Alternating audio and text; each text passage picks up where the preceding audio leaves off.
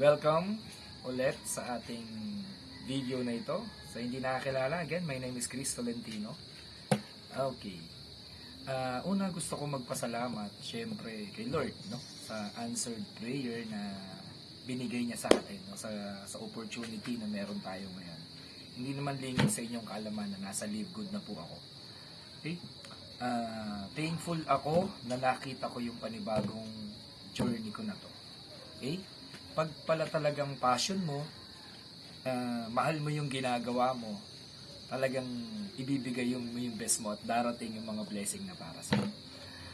Alam nyo po, sa 2 months, no? 2 months pa lang, August ko nakita yung opportunity. Sa loob ng 2 buwan, sobrang blessed. Okay? Ang bilis lumaki ng network. Thankful ako sa Team Canada, sa Team Batangas, Team Cavite, Team Nueva Ecija, Bataan.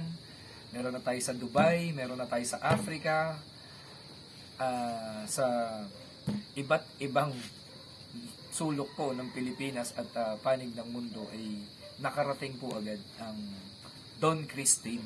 Okay?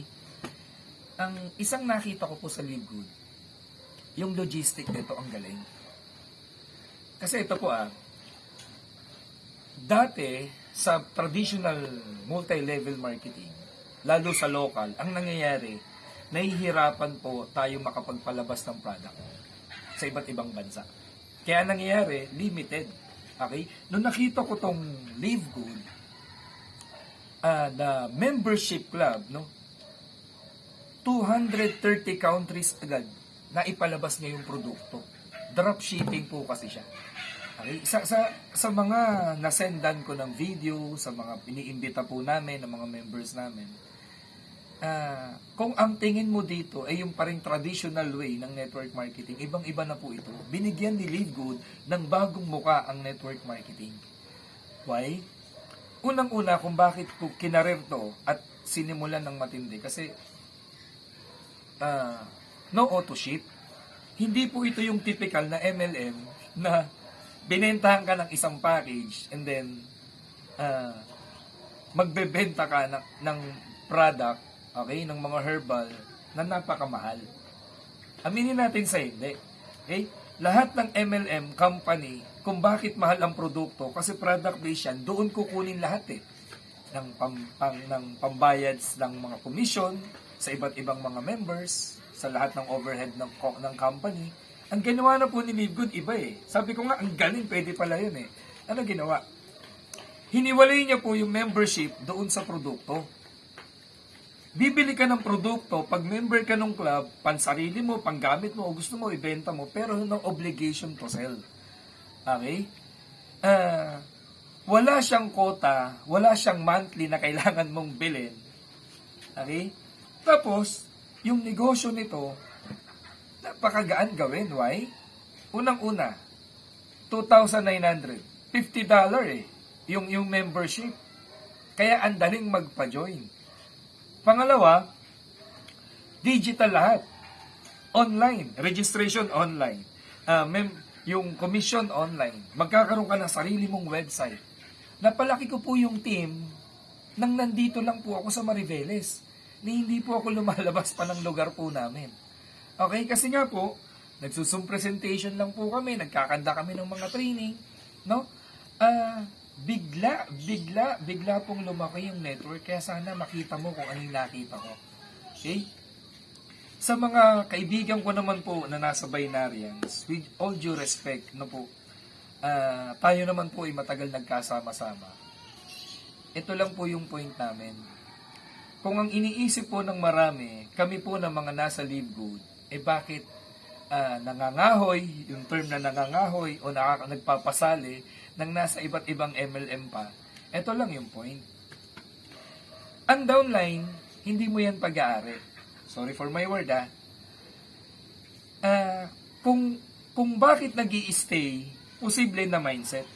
Pero pag tukod na, hirap na, pagod na, at sa tagal niya na dun sa sistema, hindi naman na siya kumikita ng malaki. Nakasali na lang si pangalan, hindi ang katawan.